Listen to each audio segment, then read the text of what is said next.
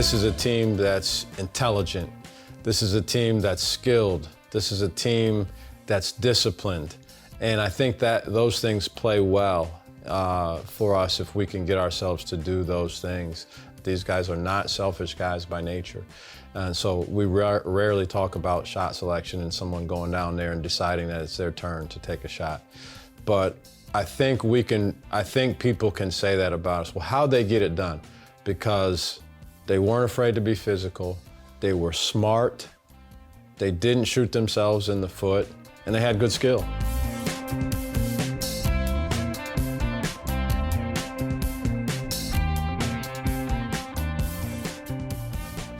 It's year 2 under Lamont Paris for South Carolina basketball, and the Gamecocks are off to a hot start. And as Coach Paris will tell you, it's not by accident.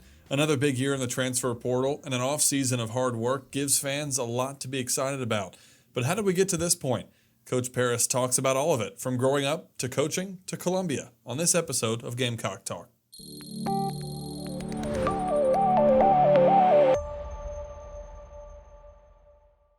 Let's go way back, Findlay, Ohio, 1970s. Okay. Tell me about growing up. What was it like? I was born originally in Lima, Ohio, and we lived there for part of my life, and then we moved to Findlay, Ohio. And so, sports was always a big part of what we did. Our whole family just loved sports. I have an older brother and a younger brother. And so just everything we did, sports was always just a big part of what we did, whether that was something that was organized or more likely it was something that wasn't organized. It just was, neighborhood football games. We played football on the street or anywhere we could. We'd make up games to play. And so sports was always just a big part of my life and a big part of our life as a family. And so, got into baseball was my best sport, naturally, just my natural gifts. I just was good at baseball and softball. But basketball was my love. I played football in high school also, my senior year. And, that's sacrilege now. Guys start honing in on one sport. But, sports has always been around. It's been a big part of everything that we've done. And so who knew it would lead here one day? Outside of sports, what was your family like when you were growing up?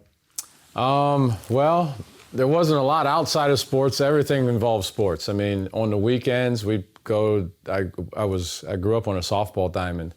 We played slow pitch softball, and it was, it sounds funny, but it was a high level of slow pitch softball. And so as youngsters, we were around that all the time, or outdoor basketball courts. It'd be an all-day event. We'd go to softball parks and we'd cook out, and we'd be there for a weekend in a tournament. And everything we knew, honestly, had to do with and involved sports. So it's such a big part of my whole upbringing. But had 2 really good parents. I was blessed. Incredible people.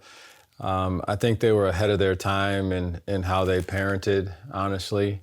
And so it was some mixture of, there was a lot of discipline there, but at the same time, a lot of fun and a lot of love, and they were around and they let us grow and they challenged us. And so I had a great childhood. It was a lot of fun, a lot of childhood friends, family.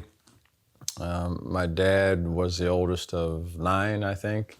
And so I had a bunch of, as you can imagine, cousins, just a lot of cousins. And so I was always around young people. And I think that's why I just enjoy interaction with other human beings and other people. It's my favorite part of this job is just interacting with people. It's probably why I don't do as much on social media also.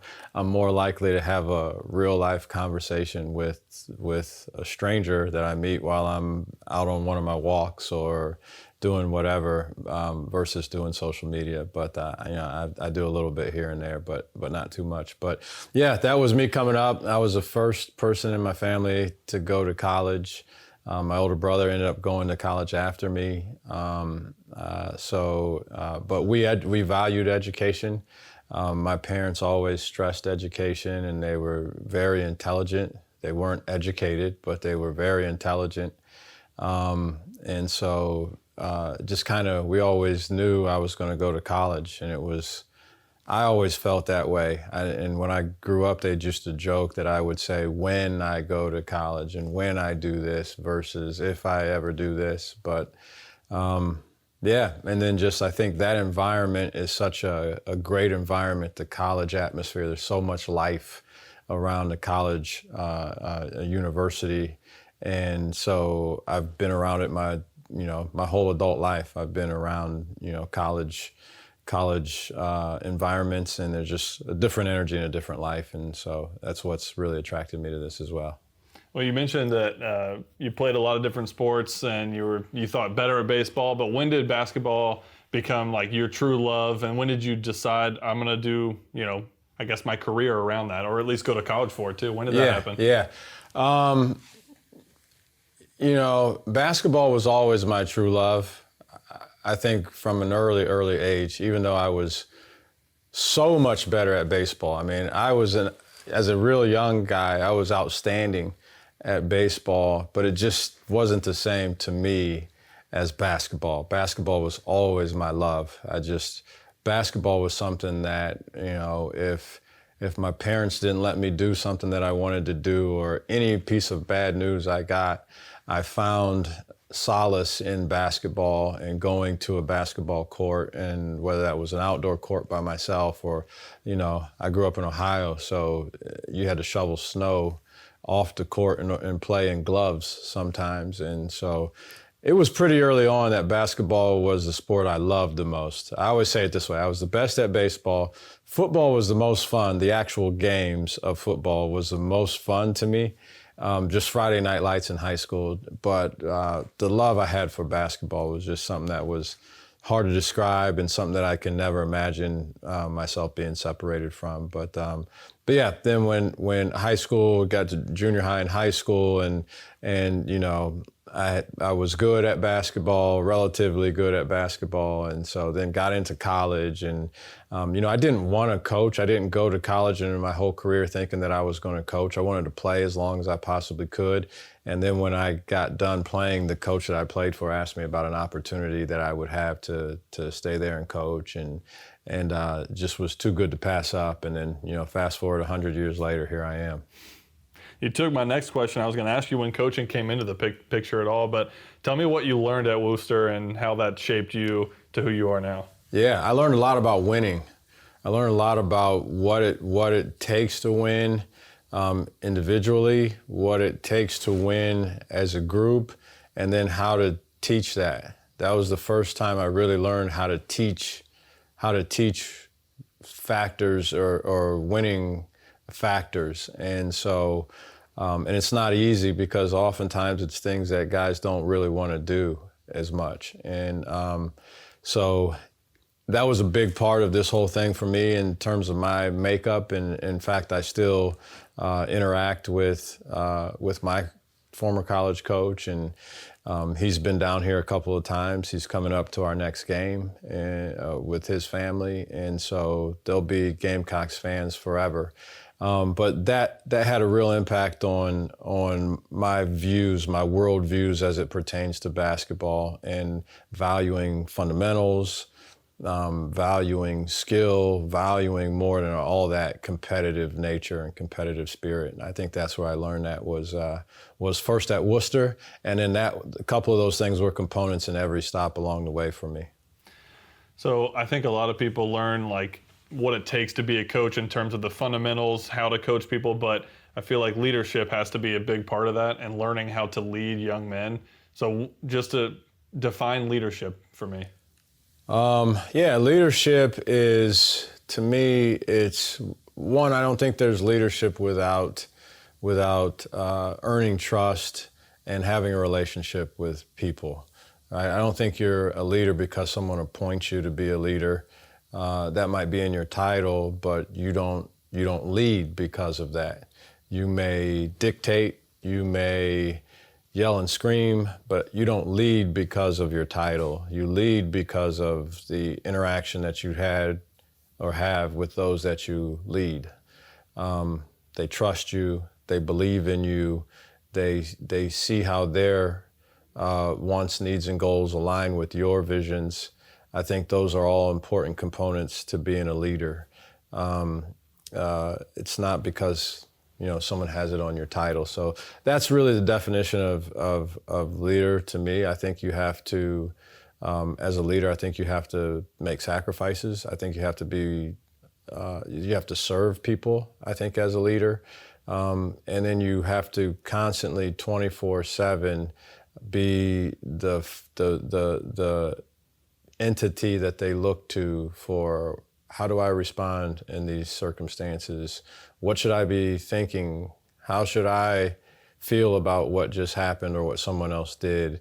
And particularly with young people, they're going to look at you, and so you have to control your emotions and control your reactions, understanding, like a parent or like a CEO, that everyone that you're leading is going to be watching how you react to everything, every single thing, the score, one play, what someone says or does, a call by the officials, someone in the fan says something, whatever it is. And so there's a lot of responsibility with that, but that's a whole part of this whole thing. I think part of that answer might give me some insight into maybe one of the reasons you were named a finalist for the Skip Prosser Man of the Year award. Tell me about what that meant to you and why you think that part of your job is important. Yeah, that meant a lot, just that someone would even recognize that. I didn't know Skip Prosser well, but I was recruiting in Washington, D.C. I'll never forget this. And I bumped into him. We were checking in at the hotel, and he made sure that I went. It was Keybridge Marriott. I'll never forget, right outside Georgetown. And he had me check in front of. It was a long line. He had me checking in front of him, and I said something about basketball. He knew I was a coach. I had a shirt on, and so we just talked at that point. But he was well known, I think, for not only his coaching ability, but all the other things, who he was as a person and how he dealt with other people. And so that's a huge part of this whole thing to me. Is the biggest responsibility I have is to impact the experience that our players have. They're going to think back to this when they're 50 years old. This is going to probably be their finest moment of their lives when they're 50 years old and they look back. And so I have a responsibility to help them have the best experience they can have. And that involves surrounding them with a staff that is trustworthy, that cares, surrounding them with players that are like-minded, that go about their business the right way, holding them accountable in a variety of different ways, and ultimately caring a lot about them. And so when you care about people, you don't have to be extra things that you have to do aren't work. There are so many things you have to do that are outside of your job description, whatever the job description for a college basketball coach would be these days. It's changed so much. Things keep getting added. But if you care, those things aren't work for you. Those just are a part of the everyday life that you enjoy doing, to be honest with you. Looking back and reflecting on your journey to here, what do you take away from where you are right now? I enjoyed all the experiences that I had and all the jobs that I had and all the people that I've come across. I don't think there's one job that I had that I don't have real significant relationships with people from that job that I still communicate with regularly. In fact, I know there aren't any jobs that's the case, and multiple people. And so I think that's the biggest thing. But from a coaching standpoint, you develop your own philosophy, but all these stops along the way, you cherry pick something from here and you cherry pick something from there.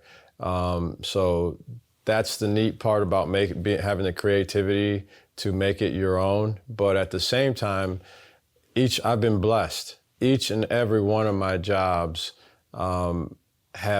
there are certain core values that existed in each one of those. And coincidentally, there was a lot of winning that was going on at every stop that I made. And I think a big part of it was because some of the foundational things that I believe in and have helped shape me, and I don't think it was sheerly strategic. It wasn't that I selected all of these jobs because of that. A couple of them, I was young. There was an opportunity. May not even have seemed like a great opportunity. I took it. It ended up being a phenomenal opportunity for me, and it just so happened that a lot of these core values still existed in that program. And so I feel really blessed about that, and the fact that I've been able to work with some really, really good head coaches. So when you got the call that you were offered this position, just take me through that moment. What went through your head? Maybe the next couple of days when you were thinking about it. Did you have to think about it long? Just take me through that.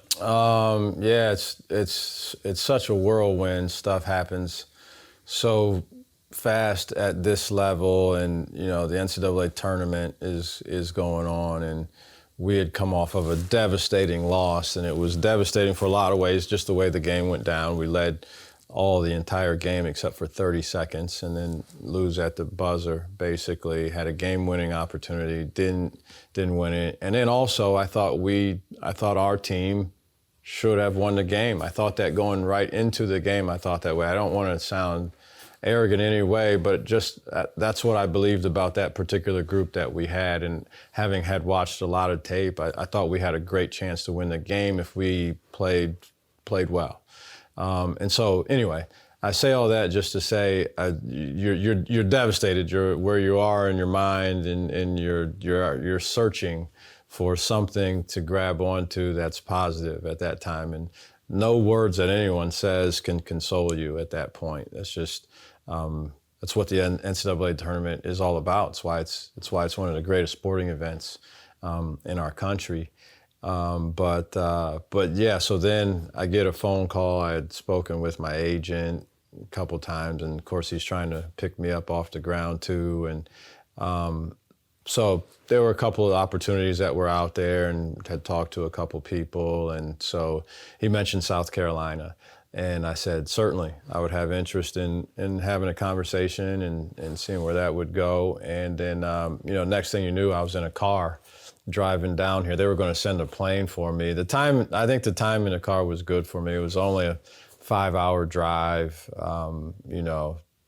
depending on what happens with Atlanta traffic. But jumped in the car, drove down, and then, just got to talking with Ray Tanner and Chance Miller. And it just really, it was more talking than anything. It wasn't, I felt like it was less of an interview and just some guys talking about what had happened, talking about visions, talking about goals, talking about just who we were all as people and what our visions were. And they all aligned up. And when I was offered the job, it didn't take me much time.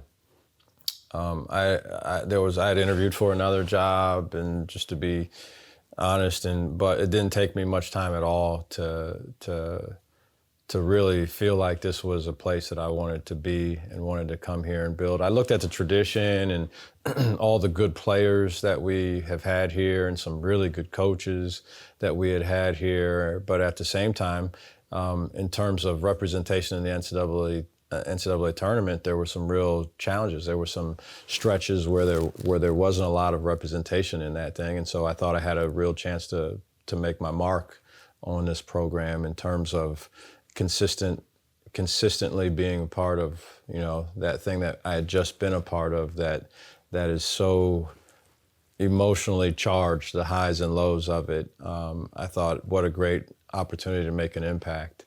And then, of course, again, my first interactions were with Ray and Chance, and those were awesome, just good people. So it was a fit that way too. Well, you kind of mentioned it a little bit, but I've got to ask, since we've got, some things behind you here in the history, and I'm seeing Alex English jersey and a Final Four trip, things like that. So just before you got here, not necessarily now going forward, but beforehand, what did you think of South Carolina and their basketball prowess, I guess?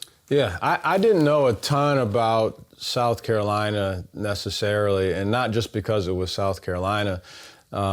Just my 5 years at Chattanooga was the first time I'd been anywhere near SEC country at all. So, and then where I was, all you heard about was, I lived 15 minutes away from the Georgia line. Ole Miss was another one that we heard a lot about just in that area. And Tennessee, of course, living in the state of Tennessee. And so I hadn't been that familiar with SEC basketball, to be quite honest with you. I had grown up in Big Ten territory, and so most of my career had been there. I worked in the Big Ten for 7 years, and so most of my experience with the SEC revolved around primarily Kentucky, just because on a national level, that was a team that was in, while I was in Wisconsin, we played Kentucky in 2 back-to-back Final Four games. We lost in 2014, and then we won in 2015. So I just hadn't spent a lot of time watching as much SEC basketball.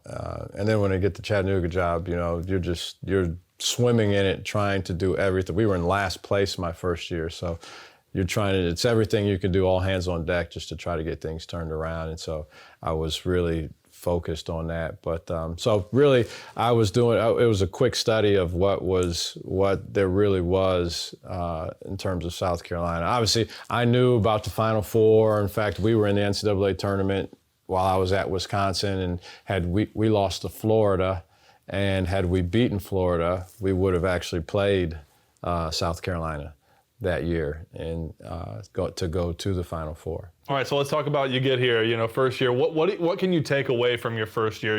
You had to bring guys, from the portal, had new guys coming in, young guys, a young team, very inexperienced team. What can you take from your first year?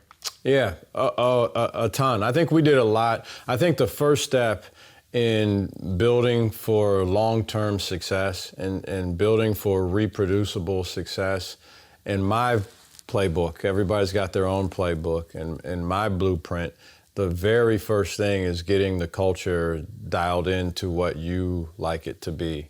And I think we've done that. I think from the time I got here through now, and the new guys that we have here and the guys that we brought in when I first got here, I can't say enough about how successful we've been in terms of shifting the culture to what I describe as culture. I think culture is different for every single person. So it's not about right culture or wrong culture.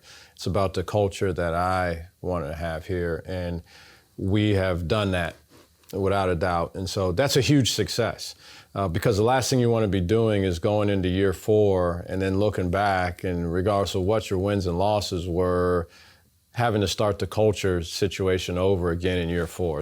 I just think it's a recipe for disaster. So we've gotten that done. I think the amount of growth that we had last year, I kept saying it over and over. It's one of my most rewarding seasons as a coach in my career, as a head coach or as an assistant coach, was last year, just because of the overall growth that we made. You look at guys like Jacoby Wright and where he started and was a part-time player as a freshman, and then even from where he started the season to where he finished up as the season. I think he had his personal best on scoring multiple times that season. Look at Josh Gray and the growth that he made. Even guys like Michi Johnson, who played a bunch, the growth that he made over the season. So that's kind of how it goes. When you take a job over, sometimes you have a first-team all-league guy that stays, right? One, I don't know that there were any of those guys on the roster, first-team all-league guys, and then some guys didn't want to stay, some guys I didn't think were a great fit for me and my style, and so that wasn't the case. And when you do have that as the case, then you're more likely to have success in terms of wins and losses, and we didn't have that. And you're coming in and you're bringing some guys in from the portal at the end. NIL was kind of sort of a thing.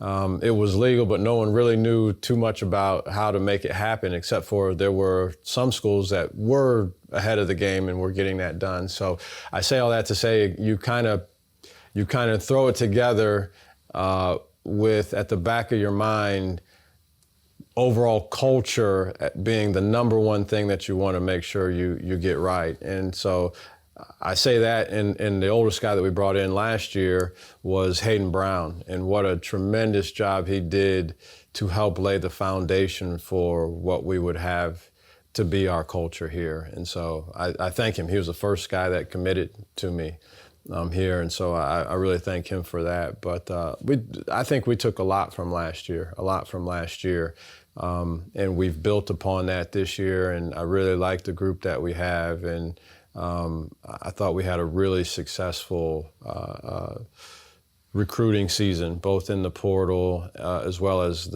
some of the young guys that we brought in. Really happy with all that. So you go wire to wire, beat Kentucky last year. There are plenty of things that like you mentioned, that you could build off of from last year. Then you had you hit the portal hard, right?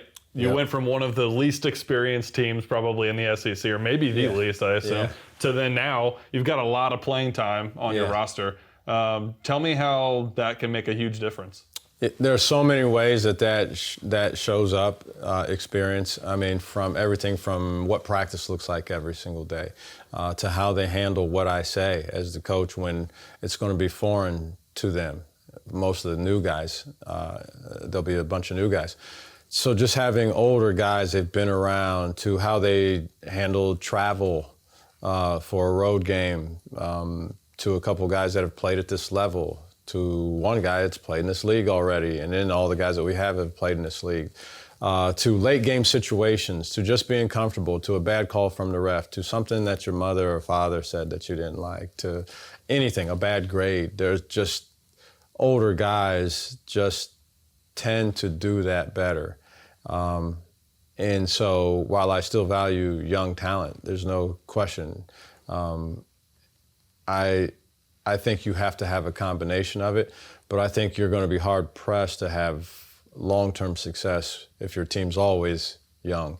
And so number one thing for us, again, within the framework of building the culture the way we wanted to, was number one, we wanted to get older, and mission accomplished on that. These guys were just happened to have been born earlier, and they just tend to handle things better because of that. But we added some good young talent as well. And so priority number two for me was to improve our overall skill. Just a number of people that, in terms of passing, shooting, and making decisions on the basketball court. All right, so aside from experience, what do you like about this roster? One, I think just their interaction with each other. I really like the fact that they enjoy being around each other. Practice ends, and typically we got another 6 or 7 guys that just hang out in there, and a couple of them will be doing actual work. A couple will be clowning around, and then there'll be 3 or 4 of them just watching the other guys do their thing and just hanging out. So I really like this group that way. I like our skill. I like our ability. I like the number of people that we can put in a game and expect them to do what we practice. I like the number of people that can go in the game and make a shot. There are a lot of things about this team I like, aside from just being older. I just think we're a more skilled team. But the biggest thing is we went on a trip to the Bahamas. Every 4 years you can do that, and we played 2 games down there. And so just to watch these guys around each other and interact with each other I've had a few where you know it's real, and this is that. And it's difficult because it happened pretty quickly, and you have so many guys from so many places. I mean, we got guys from everywhere. I think that actually contributed to the fact that we got 3 or 4 international guys. We got guys from Ohio, guys from Washington, D.C., guys from South Carolina, obviously. So regional guys, international guys, and then guys from further away in the country. But I think that's probably my favorite thing about this group, is just the way that they interact with one another. Is it hard to get so many new people to be able to gel, especially when, they might only be here for a year? Is it hard to get that many different people from all over to really gel in a couple months before first game? My whole life, I've always thought that. And then I started taking some transfers when I was at Chattanooga. And I'll put it into perspective. Silvio De Sousa played for us at Chattanooga. He's a transfer from the University of Kansas, and he was only there with me for 1 year. He invited me to his wedding this summer that I went to. Matt Ryan, who is playing with the New Orleans Pelicans right now, was only with us for 1 year. And we talked the other day just about some basketball stuff, and, he's called me a couple times when he's gotten some bad news in his family and things like that. So I used to think 1 year and what does that do? And now I've completely changed with that. The relationships that you can build with these guys and with each other in 1 year, they're real relationships, they're lasting relationships, and it's hard to gel quickly, right? I think to get it done by the time November hits doesn't always happen, but I think that they can do it in 1 year and in one season. I think they build some real lifelong relationships in a 1 year situation. Used to be one and done coming in as a freshman and going to the NBA. Now I feel like one and done means you transferred as a grad student, and not really a question there, but it's just funny how that's changed. It's interesting to see how many guys you offer these guys scholarships. We just had a couple guys that signed, right? And it's like, yeah, they'll be here for 4 years. But then you look at it and you're like, the odds are they won't be here for 4 years. It's a complete change of the whole dynamic has changed. So you take a ton of pride in defense. The guys, I think we've talked to 5 players so far. We talked a lot about defense and just the little things too, the 50-50 balls, the hustle, the energy, effort, being a good person on and off the court. Yeah. Like, I feel like it could be easy to just put a lot of focus in offense because we've got guys who can shoot the heck out of the ball on this team. So why do you care so much about those other things? Yeah, the main reason I care the most about defense, and this is from my experiences, any team that I've ever been on that's won a conference championship regular season or a conference tournament, they've been, at minimum, a pretty good defensive team. And so even when I look back to our 2015 Final Four team that went to the national championship game, they were the most efficient team at that point in the history of college basketball offensively, but they also only gave up 58 points a game defensively. And so here's the other reason is that effort, determination, all these factors, discipline, all these factors can allow you to be a good defensive unit. You can give as much effort you want as an offensive player, and sometimes your shot's just going to betray you. It happens to any basketball player. It's not going to be there. That's the nature of offense, right? That's why you have to have a lot of guys that can make a shot, because on any given day, a good shooter is going to look like a bad shooter, just as the nature of it. But defense is something that you can control more. You can control. I've also always thought this, it'll be the last thing maybe I'll say about the defense. If you ever individually want to show that you're better than another guy, I think there's only one way to do it. When he calls his mom after the game and she asks him how the game went and how many points he scored, which is exactly what she's going to ask him, he says 0, right? No matter if they won, no matter if they lost, if you ever want to show you're better than another person in basketball, you do it by defense. Offensively, you'll always be able to give another reason as to why, the other guy was scoring. Oh, they set a lot of picks. They ran plays for him. We switched off. I wasn't on him. So he had 30, but I had 35. It'll always be a good game if I had 35, right? No player, when he talks to his mom or dad or girlfriend or whoever it is after the game, says, I had a great game. I scored nothing, right? And so just the concept of that as you go into this proverbial battle with this guy and trying to show who's better, I think there's nothing greater than the feeling that you get when the other guy knows he can't score on you. What do you think this team's identity can be, or what do you want it to be? I think this team, here's what I want it to be, and I think we can get there, is that this is a team that's intelligent. This is a team that's skilled. This is a team that's disciplined. And I think that those things play well for us if we can get ourselves to do those things. Be intelligent. We move the ball. We don't have selfish guys. I don't have to work at that. I'm blessed. These guys are not selfish guys by nature. And so we rarely talk about shot selection and someone going down there and deciding that it's their turn to take a shot. But I think people can say that about us. Well, how'd they get it done? Because they weren't afraid to be physical. They were smart. They didn't shoot themselves in the foot, and they had good skill. They had multiple guys that at any particular time could make a shot and could make a pass that leads to a shot at any particular time. And then all those other things I said, the toughness, the discipline, all that, it shows itself on the defensive end. So I think those can be the calling cards of this program. But unselfish, ball movement, I think those are going to be things that you see. And then, there'll be some days where we can spray threes. And, some games we won't. We'll be able to have to go around the basket. I think we're more suited to do that than we have been last year, without question. But I think when we're really cooking, when you really look at it, and if a team's calling a timeout, it's going to be because we probably splashed some threes from, a variety of different positions. What is a successful year for you if you look back in April, May, whatever, and you're looking back on the season? What would be successful for you? Obviously playing in the NCAA tournament would be a tremendous success. Tremendous success. I think that would be for anybody, but there's another layer to it for me just in terms of building. It won't be a failure if we don't play in the NCAA tournament, I'll say that. There are a lot of marks that can be met and a lot of boxes that can be checked that may not necessarily involve playing in the NCAA tournament. Now, I say that only because you're asking me. Now, I want to play in the NCAA tournament. And I think we have the pieces that can play in the NCAA tournament. I honestly believe that.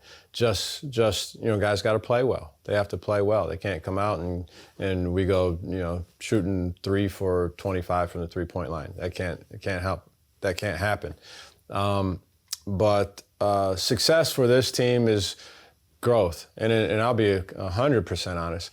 If this team, because I mentioned the growth of last year, if this team and the starting point that we're at right now can grow the same amount that last year's team grew, it'll be an outstanding success, a resounding success this year if we can have close to the amount of growth that we were able to have last year, because the ceiling's much higher for this team than it was for last year.